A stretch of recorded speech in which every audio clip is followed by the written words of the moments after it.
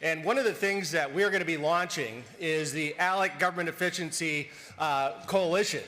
And this is something that we are going to be taking, of course, these ideas that you've been successful at passing at the state level from the 50 laboratories of democracy and giving them to our friends at DOGE, whether the congressional friends or friends like Vivek and Steve Moore that are working in this effort. And so on the screen in the QR code, we invite you to give us the best and brightest ideas from your states that have worked when it comes to government efficiency, because if this is a one-size-fits-all federal solution, we're not going to make it very far. What we need is the ideas from you at the state level. And when you do that, you will automatically sign up for the ALEC Coalition, and we're going to have our very first meeting on Friday the 13th of December. How about that? The big government scaries are going to be talked about at Friday the 13th of December. We're going to be launching this monthly coalition of public and private sector members, so you won't want to miss out on future emails announcing that.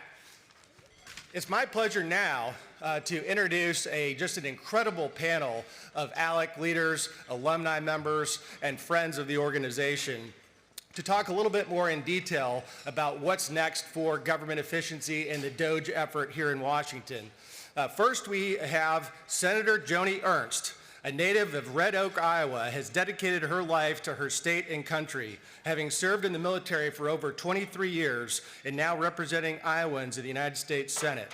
Joni is working to grow a strong economy, stand up for Iowa farmers and small businesses, and hold Washington accountable.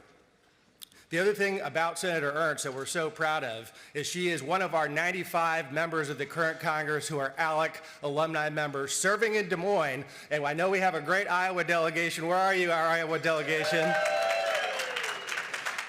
And we're so excited to have Senator Ernst as the Senate co-chair of the DOGE effort. So Senator Ernst, welcome back to ALEC.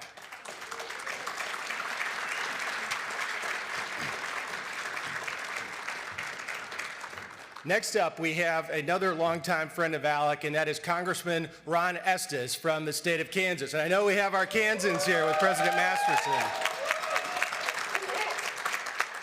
Since being sworn into office in 2017, he has been a leader in helping to pass that landmark Trump tax cuts, the Tax Cuts and Jobs Act that we talked about at lunch yesterday.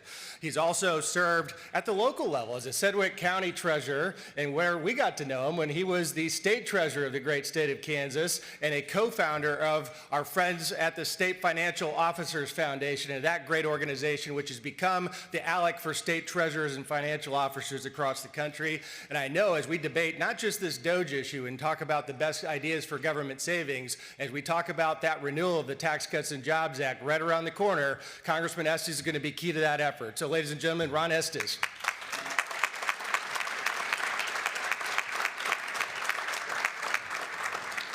And then last but certainly not least, is our friend Dr. O.J. Oleka. It's a great segue into that because O.J. is now the Chief Executive Officer, the second in the history of the State Financial Officers Foundation. He's been someone who, as I just found out earlier this week, this is his first States and Nations Policy Summit as an attendee. We know it won't be his last because he is going to be working with us very closely on these issues of financial responsibility at the state level. He's a former president of the Association of Independent Kentucky Colleges and Universities. And then also, he worked for a great friend of ALEC as Deputy State Treasurer, and that is now State Auditor Allison Ball, who's been a frequent attendee at the ALEC meetings. And so, ladies and gentlemen, please welcome O.J. Oleka to the stage.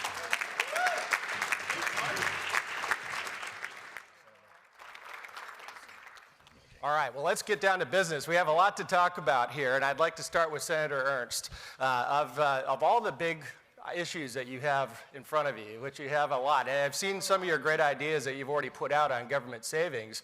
How do you triage it, and where do we start from here? Oh my gosh, well, thank you. So we have a lot of great meetings on the Hill this afternoon, and I can give you some of the work that I've done over the course of the last decade since I left the Iowa State Senate and joined the United States Senate. And thank you to my Iowa delegation. It's so good to see you. But in that work that I've done the last decade, probably the most pressing right now, and that has a direct impact to the American people, is getting federal government employees back to work. So I am just, yeah, thank you. No more telework unless absolutely necessary. So some stats there. Before COVID, 3% of the federal government participated in telework. After COVID, now in these recent years, 6% of the federal government works full-time in their offices. Wow. So that means the occupancy rate, if you look at recent figures across the federal government, is right around 12% occupancy in the federal office buildings. So getting them back to work so that we know they're actually working for our constituencies is very important. But then if they are not going to return to work, it's like use it or lose it. We have federal government buildings that we lease, that we maintain at a tune of $8 billion a year. Utilities for those buildings are $7.7 billion a year. Wow. So we've got to give somewhere, folks. You either come back to work or we get rid of the buildings. Let's figure it out. And that's one of the most pressing issues right now. Believe me, I could go. I've got $2 trillion worth of savings that I presented to Elon Musk and Vivek Ramaswamy a couple weeks ago. Easy stuff we can do and implement now, and it makes a difference in every one of our constituents' lives. Well, that's great. It's a lot of common sense coming from a fellow Midwesterner, not surprising, and I appreciate that. Going to Congressman Estes next, I mean, you served as a business leader before getting elected as well, and talk a little bit about that in terms of what are the lessons from the business community that can be applied to efficiency. We have ALEC is a public-private partnership of great private sector members and public sector members here, so this is really part of our DNA. Yeah, I mean, most of my career was spent on the private sector, focusing on how do we make businesses more efficient, how do we make them more accountable to their customers and supportive of customer service, which was one of the things I did. My first elected office, as you mentioned, Jonathan, was as county treasurer. And for those of you that don't know, in Kansas, the structure is that the county treasurer does the two things that everybody loves: pay your property taxes to, and pay your and license your motor cars, your vehicles. So those are the things that I saw firsthand, where the organization of the bureaucrats and the entities become focused on how do we make it more easy for them to pass paper back and forth or pass emails back and forth, instead of focusing on what the constituents needed and what the issues were. So that's really was my goal, both as county treasurer and state treasurer, and here at the federal level as well, looking at what do we want to accomplish, what do we need to do, what should we be doing to focus on constituent service as opposed to the bloated bureaucracy, and what do we do there. And I'll use this as a relationship. I mean, obviously we're $36 trillion in debt right now because we've got built up all these programs over time, and we actually borrow to run the programs. Now the programs sustain themselves, as President Reagan said, you know, the thing that has eternal life is a government program. And because once it gets started, you end up having the government employees who actually take the tax money and then turn it around and disperse it out. You also have the recipients, whether special interest groups or organizations that accept money, and then you end up having they become advocates for it as part of that. So we're looking at, I mean, there's 2 million non-military federal employees in the executive branch. On the legislative branch, there's right at 1% of that. So obviously we've created this monster, and we've got to go address how bloated the bureaucracy is, and looking at all sorts of ways.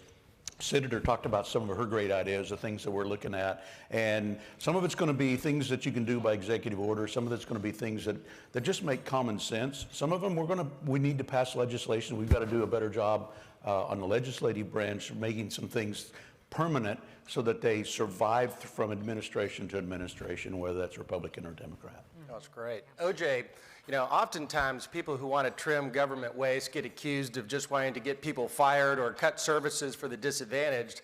How will this effort here federally overcome the inevitable pushback from the big government advocates that just don't want to see government shrunk at all? Yeah, well, the first thing I'd say is some people in the federal government should be fired, so that isn't a bad thing. But the second aspect of this, so I think, is really important in how we communicate the idea. When you reduce regulation at the federal government and you cut spending, it creates the opportunity to unleash the innovation of the American economy. Because when you have lower and less regulation, then you allow the entrepreneur in rural America to be able to actually afford to do their business better, which means they can hire the 16-year-old to get their first job. So now all of a sudden you're teaching the next generation the important American values of hard work, merit, and what it can actually do when you work with your hands or work with your mind to improve your economy.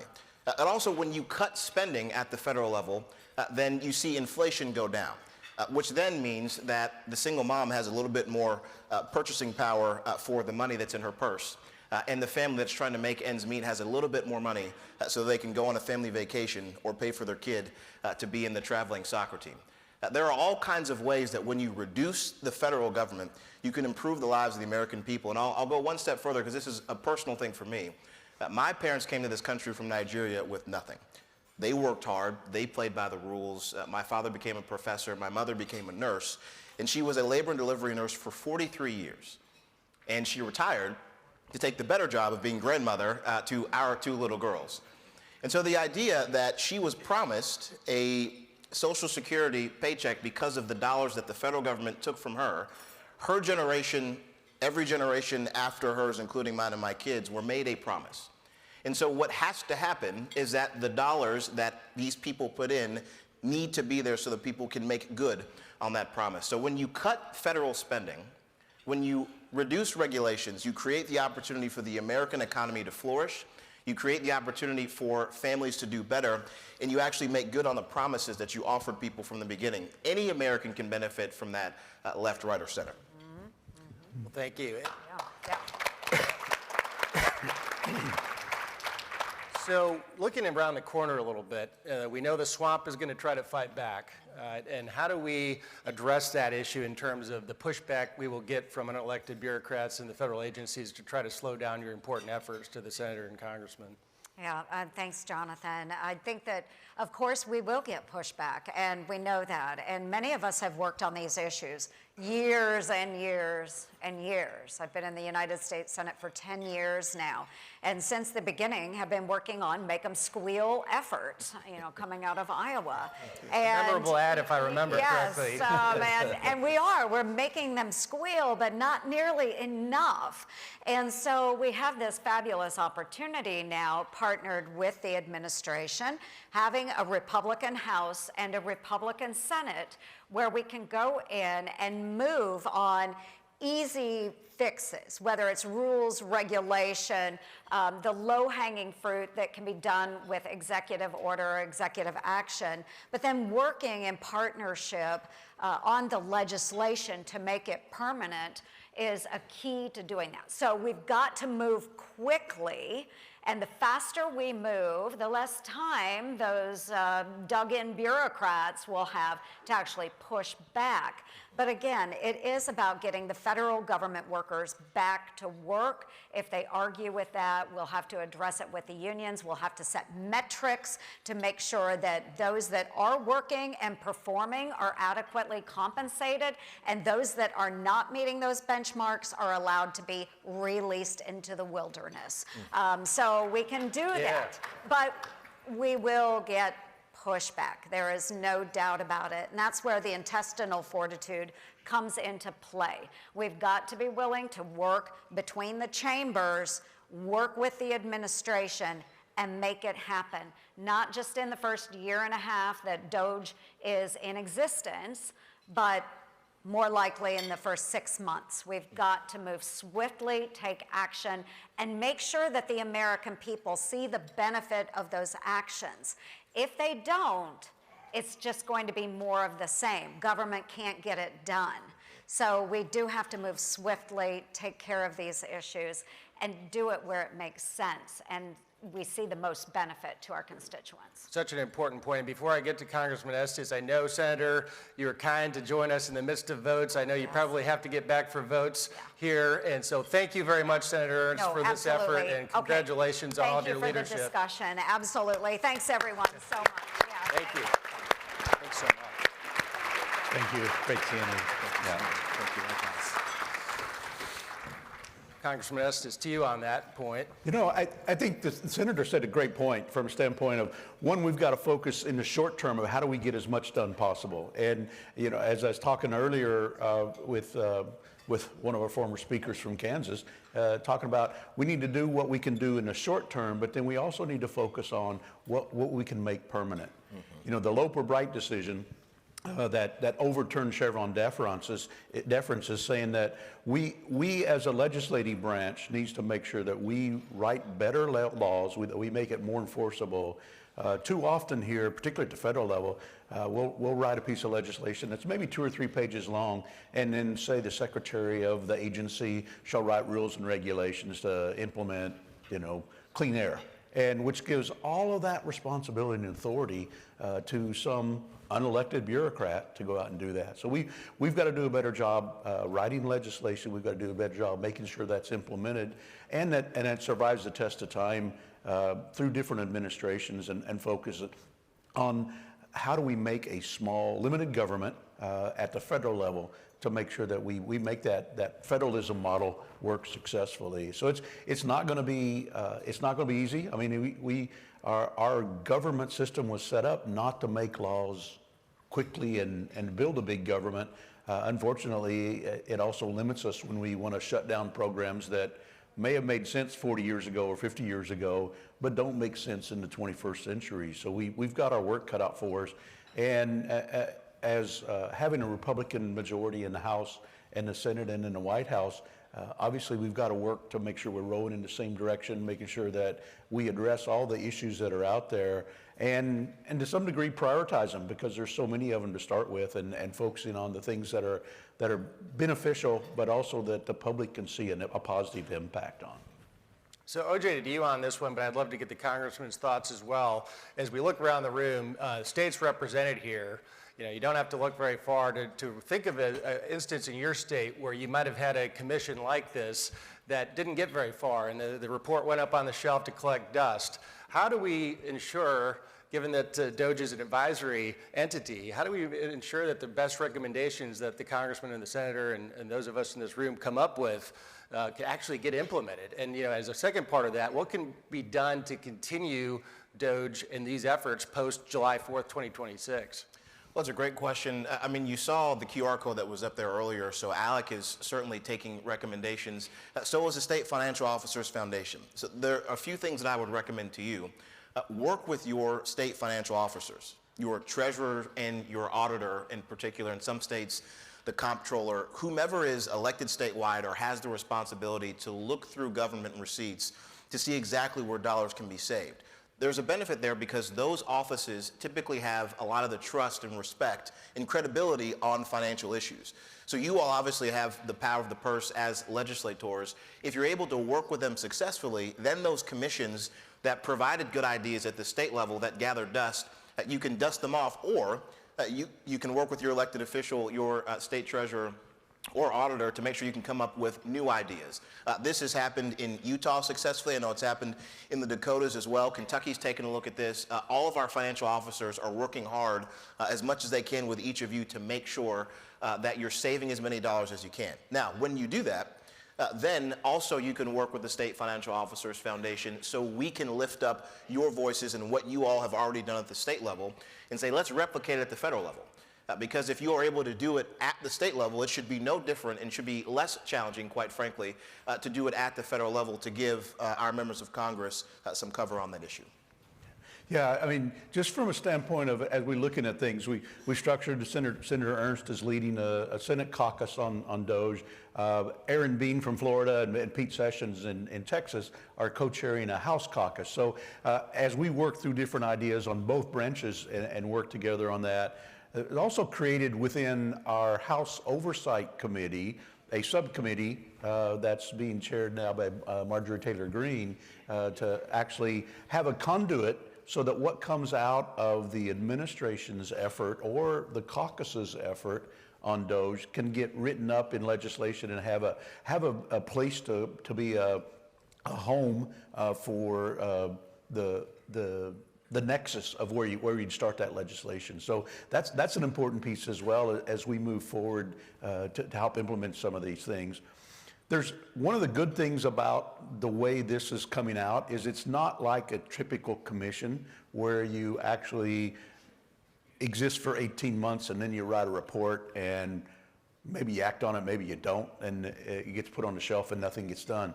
Because this is going to be an ongoing, continuous storyline that comes out there, I think it's going to give us some opportunity to actually do multiple iterations of pieces of legislation and or other avenues that we can implement and make workable going forward.